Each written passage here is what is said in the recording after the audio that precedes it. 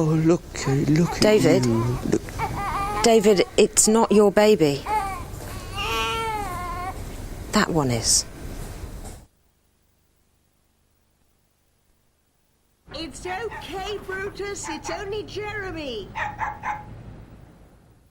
Yes, Jeremy, 3 o'clock's fantastic. I don't know what I'd do without you. Bye. If your home's badly damaged, Direct Line will send you a personal claims advisor to help sort everything out. Oh, Betty, this is Jeremy. From Direct Line. He came about the roof. Right. Direct Line Home Insurance.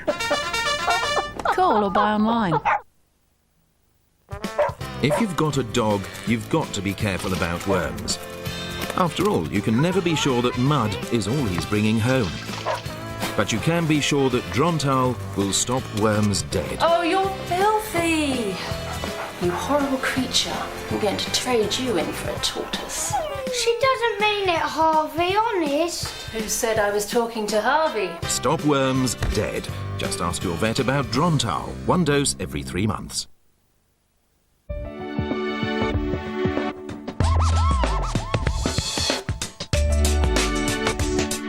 If you've ever tried to give up, you'll know how cravings can strike at any time. Nicotin CQ is the only clear patch that protects around the clock. So it's there when you and your willpower need it most. Nicotin CQ Clear. The only clear patch that protects you from cravings around the clock.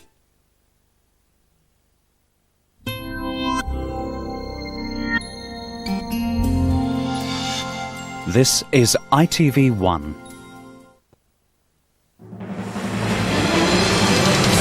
America says it could fight without British troops.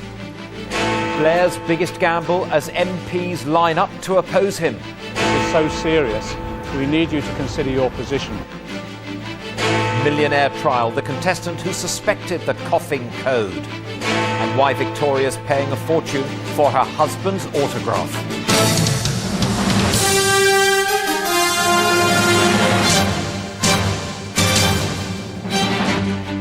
ITV News with John Suchet.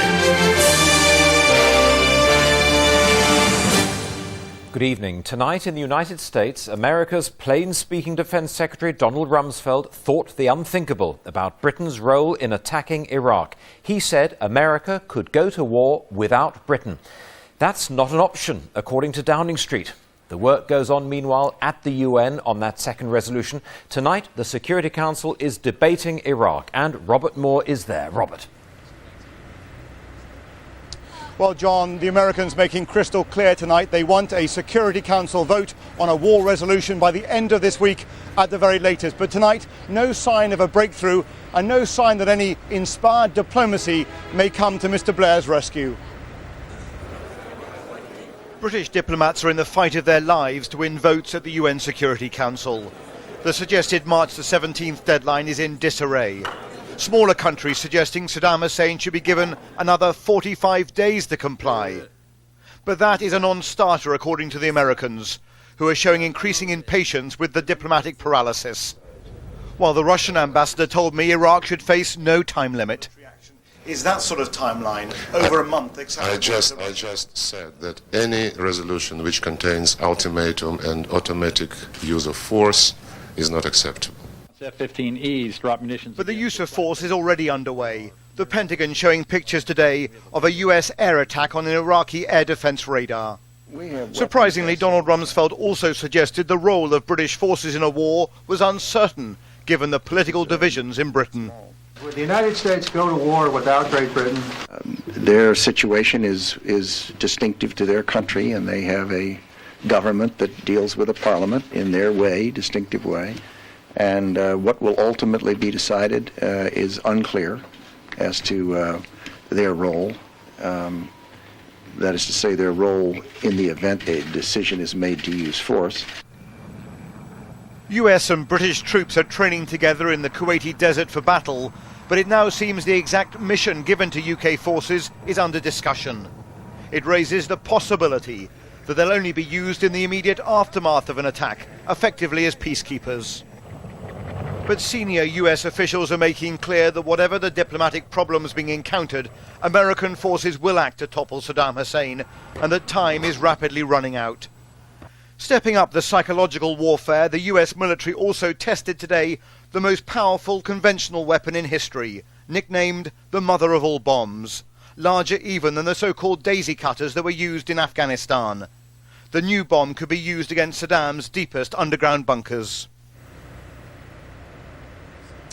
Well, late tonight, back on the diplomatic front, some British officials reporting limited progress, suggesting that 2 or 3 of the undecided, wavering countries might now be backing the UK, Spanish and US resolution. But it still doesn't amount to a majority of Security Council opinion. And of course, John, there is still that French veto. All right, thank you, Robert. And we go now to our political editor in Downing Street. Nick, that extraordinary claim from Donald Rumsfeld that America could go to war without Britain, what's the government saying about it tonight? You're going to like this one, John. The official response, I stress the official response, is that well-known American diplomat Donald Rumsfeld was just being polite. He was acknowledging British domestic political concerns. But in truth, the transatlantic phone lines were red hot because this was the war rebels' dream, a revelation that Britain's not needed to be part of this war and could still pull out from being part of it. That's why corrections were made on both sides of the Atlantic, and they are reasserting here that Britain is and will remain part of any military planning. If this is not the way out, is Mr. Blair still in deep trouble? He is still in deep trouble. What was once absurd is now being openly discussed in Westminster, that he might lose his job as a result of this war. Why? Because the thing he dreamed of, the thing he promised that was possible, a second UN resolution, still looks as elusive as ever. As he awoke today, he had to think once again of those words from Jacques Chirac yesterday. A simple word: no. The morning after the night before, the night when France crushed the prospect of UN backing for a war with Iraq. Portugal's Prime Minister is a friend, but unlike Jacques Chirac, his vote doesn't count. My concern is that if countries talk about using a veto in all sets of circumstances, the message that sends to Saddam is, you're off the hook. Translated, that means France is being unreasonable and may have to be ignored. But and that's why we've got to find that common ground that brings us back together again. The Prime Minister's always insisted he wants and will get a second UN resolution. But if Jacques Chirac sticks to his guns and vetoes it, there are only 2 unattractive possibilities. Either the UN waverers are won over, Mr. Blair is still defeated but claims a moral victory, or he fails to persuade them and suffers total defeat. Either way, diplomacy is not on the minds of these men, the Chief of the Defence Staff and the Defence Secretary attending what will soon be called the War Cabinet. Here too, dressed for court, the Attorney General, who advises on whether war is legal. What is that? Is there any chance of a second resolution, sir? Without it, these men may soon face the biggest fight of their political lives. Planning for that day, those in the wilderness for so long, Labour left-wingers are circulating a call for a special party conference. I think large numbers of people in the party and the country are saying to Tony Blair, this is so serious, we need you to consider your position, which means consider your policy position and listen to the Labour Party. And if you can't do that, it does mean considering whether or not you have the right to lead this country and this party. Yeah, well, a number of the usual suspects have opposed everything Tony Blair has done for 14 years are trying to jump in this bandwagon. These visitors to number 10 can't be dismissed so easily. Britain's trade unions also say the UN is the only way. Military action should only be contemplated if it has the full and unambiguous support of the United Nations. Again and again, the same message. But is Tony Blair listening? Nick Robinson, ITV News, Westminster. The oil-producing nations OPEC agreed tonight to help keep oil and petrol prices stable in the event of war. The countries that produce 60% of the world's crude oil said they would increase their supplies to fill any gaps caused by the conflict. There are reports tonight that Libya has accepted responsibility for the Lockerbie bombing and agreed to pay compensation to the families of the victims.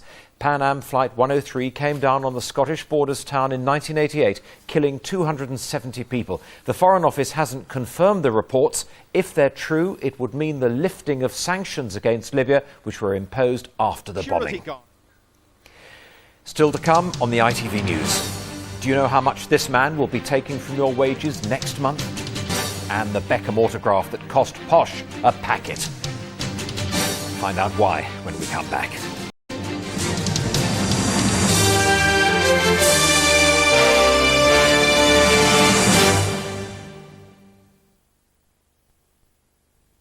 I was headhunted again last week. Well, I've definitely been earmarked for the board. In fact, I've quadrupled my turnover inside 5 years. Can I give anyone a lift?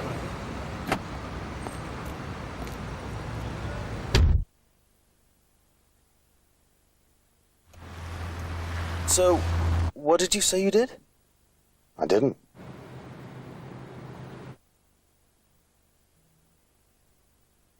What we're going to do, right?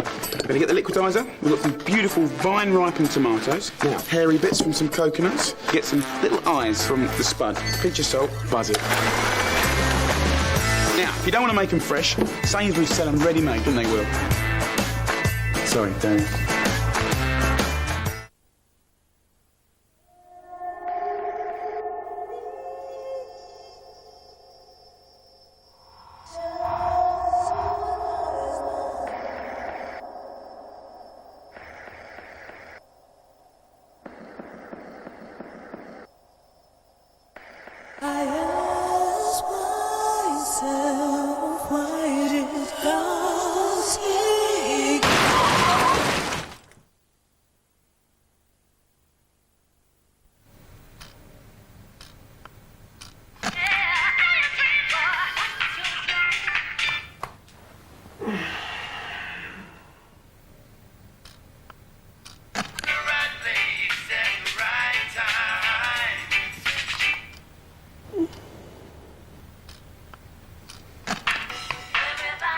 If the future's sorted, you can afford to live a little.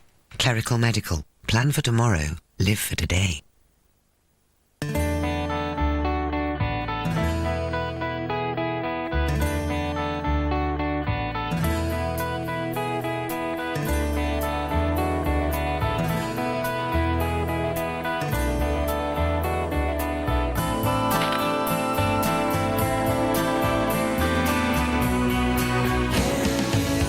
With Vodafone Live, you can send pictures to a phone or an email address.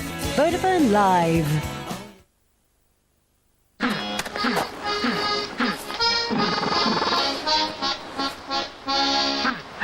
Come all ye sailor men and listen to my plea. When you've heard it, you will... American Express has over 1,700 travel services locations around the world to help people who aren't afraid to explore it. I think I blinked again. Seriously? Yeah. On the first day my barge came home from sea.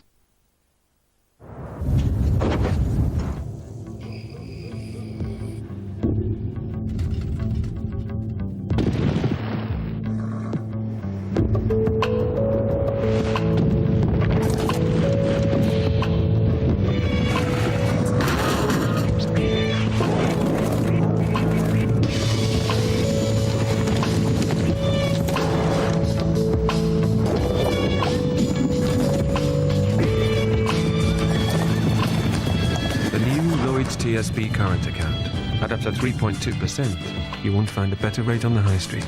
Join us.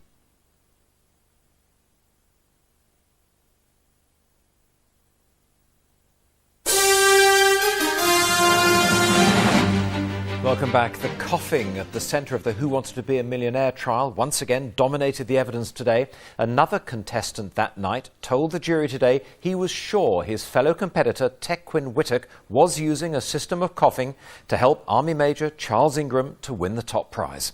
Joyce O'Harger reports. Good morning, everybody. Major Charles Ingram and his wife Diana were at Southwark Crown Court as the jury heard how erratic coughing aroused suspicion on the ITV programme Who Wants to Be a Millionaire.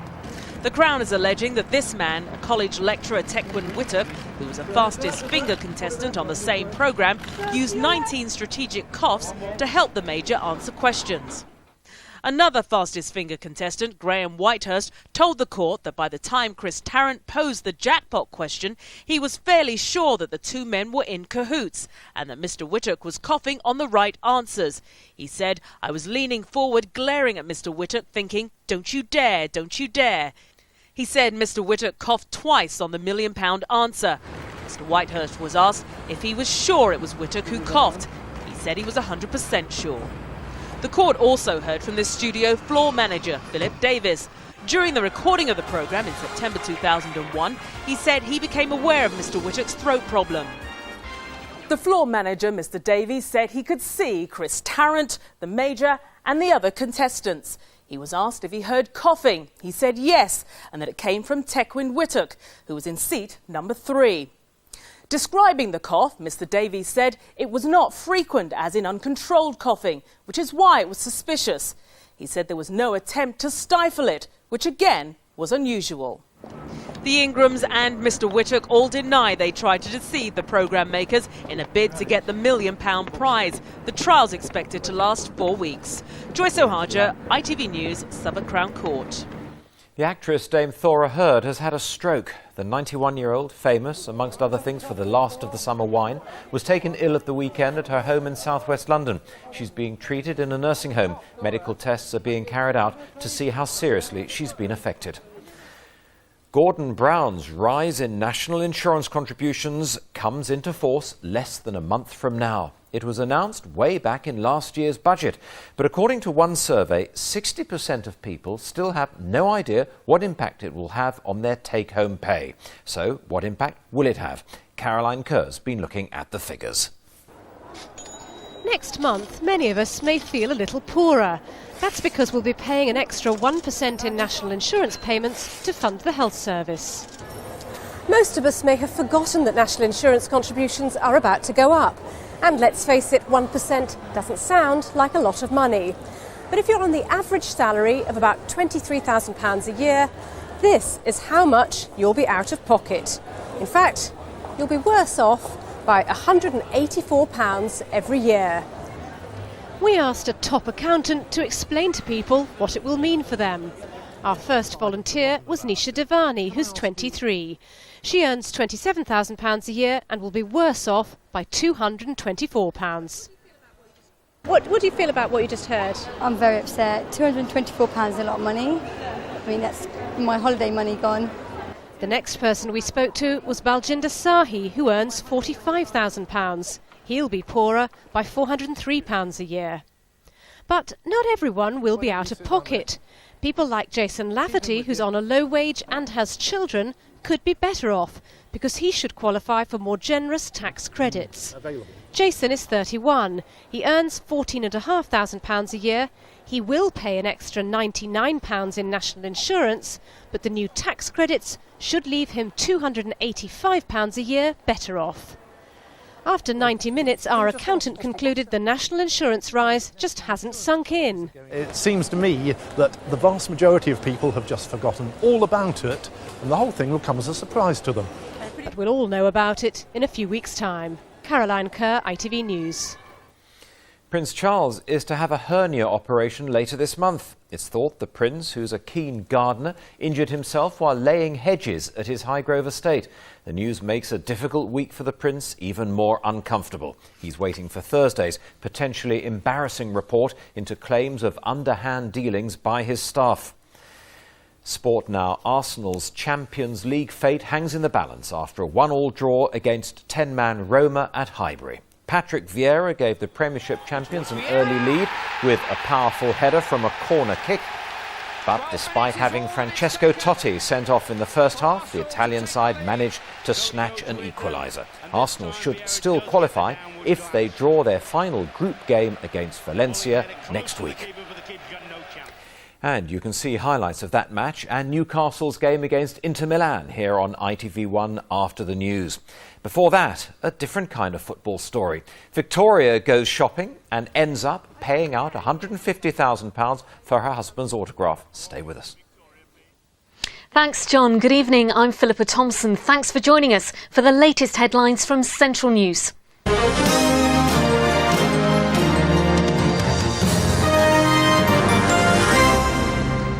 Good evening. First tonight, the wife of a former soldier accused of murdering their 2 sons has claimed he forced her into prostitution and repeatedly threatened to kill the boys.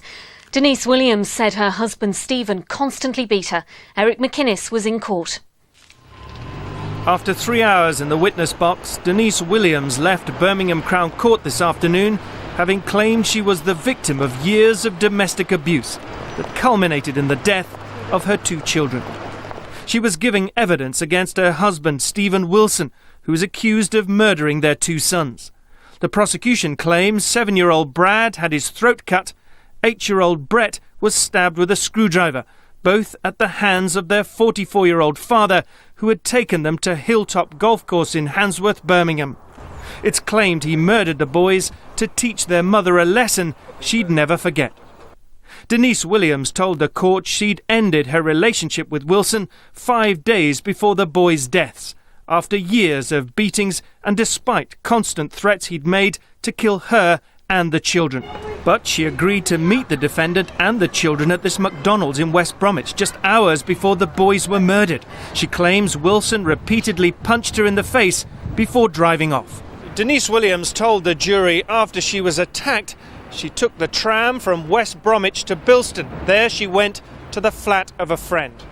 At 24 minutes past 8, she received a 12-second phone call from her husband, Steve Wilson. In it he said, "I've killed the kids and I'm trying to kill myself." Then the phone went dead. The defendant has claimed in police interview his wife, a prostitute, stole £2,500 from a massage parlour where she worked, and that gangsters then carried out the murders as an act of revenge. Eric McInnes, Central News. An inquest jury has returned an open verdict on an animal rights activist who died while on hunger strike. Barry Horn from Northampton was jailed for 18 years in 1997. It followed a nationwide firebombing campaign that caused damage estimated at £3 million. He died in November 2001, 4 days after being admitted to Ronkswood Hospital in Worcester. Police have launched a nationwide appeal for a man they want to question about a murder last May. Jonathan Everton Bailey, who's also known as Famous, is thought to be from London. Detectives want to talk to him about the death of 26-year-old father of 2, Simon Medley, who was found stabbed outside a house in Prince Street at Plec in Walsall. A man questioned about the murder of Letitia Shakespeare and Charlene Ellis has been released. The teenage friends were shot at a New Year party in Aston in Birmingham. Charlene's twin sister and a friend were also injured in the attack. Police say the 19-year-old from Smethwick has been granted police bail. 2 men cleared of murdering a 13-year-old paperboy are challenging a ruling that they should pay board and lodging for the 18 years they spent in prison. Cousins Michael and Vincent Hickey were jailed in 1979 for shooting Carl Bridgewater at a farm near Stourbridge. They were freed by the Court of Appeal 6 years ago, but the Home Office says any compensation should be reduced to take into account expenses they would have incurred as free men. A schoolboy who survived a heart transplant and 40 operations has lost his fight for life. Robert Plotnick, seen here in 1996, died of heart failure at Birmingham Children's Hospital. The 13-year-old from Edgbaston was born with a hole in his heart.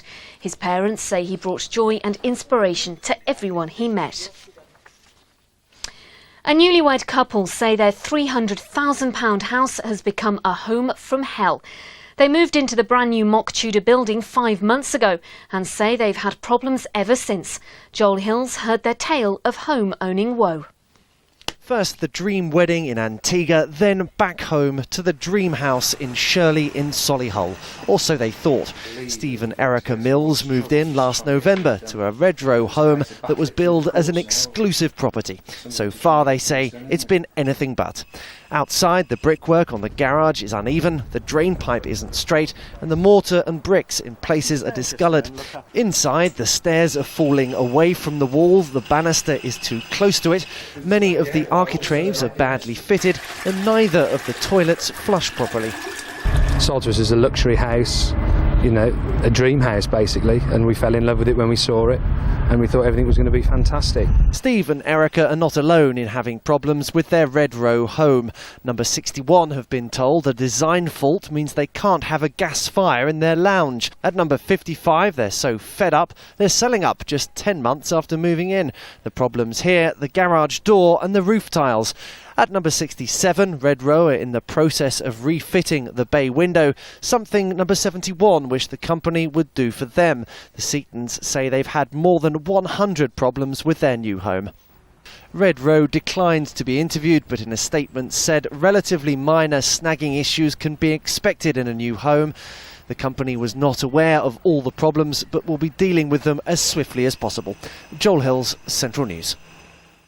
Football and just one result from tonight's action. In Division 3, Shrewsbury Town drew 3-3 away to Wrexham. That's it from the night team. We're back at 6:30. Bye-bye. Hello again. In a moment, why Victoria Beckham ended up paying a fortune for her husband's autograph. First, the headlines. The US Defence Secretary Donald Rumsfeld said tonight that America could go to war without British help. Tony Blair's facing the first serious challenge to his leadership because of his handling of the Iraq crisis. And the US military has tested its biggest ever conventional bomb, 21,000 pounds of explosive. An autographed photo of David Beckham was priced at a modest £65,000 when his wife, Victoria, saw it in a shop window. She ended up paying a fortune for it today in slander damages to the shopkeeper and legal costs.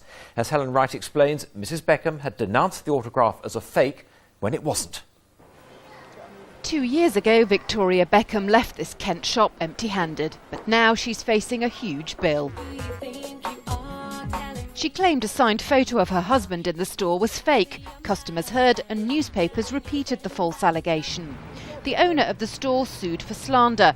Tim McManus and his family have now won damages and an apology from Mrs. Beckham, who accepted they were reputable traders. She's also offered them official merchandise signed by David. Would that go on sale, I asked. What will I be doing with that, Michael? The merchandise. I'm sorry, we've agreed to say absolutely nothing except what was said in the statement in open court. Autographs of the rich and famous have become increasingly collectible, with David Beckham's among the most popular, this expert told me. We seldom obtain examples of it, but when we do, they don't stay in the shop window for very long. You can be sure that they'll be snapped up very quickly. Mounted and framed, this David Beckham autograph could fetch about £90. The signed photo Victoria Beckham saw was on sale for £65. But questioning its authenticity today cost her £55,000 in damages, more than £100,000 in the owner's legal costs, and of course her own solicitor's expenses.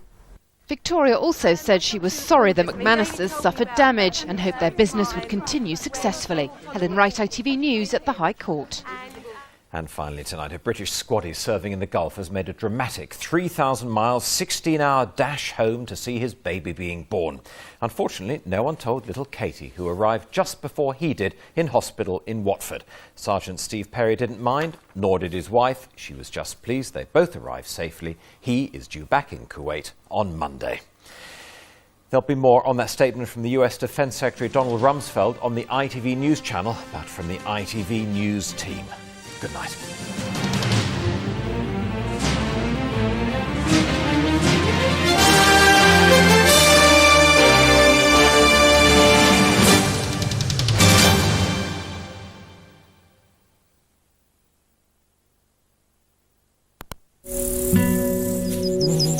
ITV National Weather, sponsored by PowerGen. PowerGen. Power in good hands. Hello, good evening. Well, our weather's shaping up quite nicely and settling down over the next few days. First, though, some bothersome cloud to get rid of tonight, and that's giving off wintry showers over the highlands there. Now, during the course of the night, where that sinks ever southwards, getting into this sort of position by morning, colder air tucking in behind, so it's frosty conditions for Scotland tonight. Now into tomorrow morning, starting straight away with the south, there's that band of cloud, the odd spot of rain here and there. It doesn't last, moves off the scene fairly swiftly, and it settles into a nice, bright day, dry, broken cloud, plenty of sunshine around. Even so, temperatures are tad disappointing because we've a bit of a stiff northerly breeze affecting those temperatures. Here's a confirmation of that wind, so feeling cold even though we've high pressure gloriously in charge. That's all from me. PowerGen. Power in good hands. They're just one big, happy family. What have I done? Alison's been messing about with Mike. I've seen the lie. I want half of everything. 19 million. You must be mad. She can stick their mediation up. And you think you've got problems? We're going to get married. You can't get married. You're both women. He's going to have to expect a fight to the death. I'll see you in court. Brand new, At Home with a Braithwaite. Wednesday at 9 on ITV1.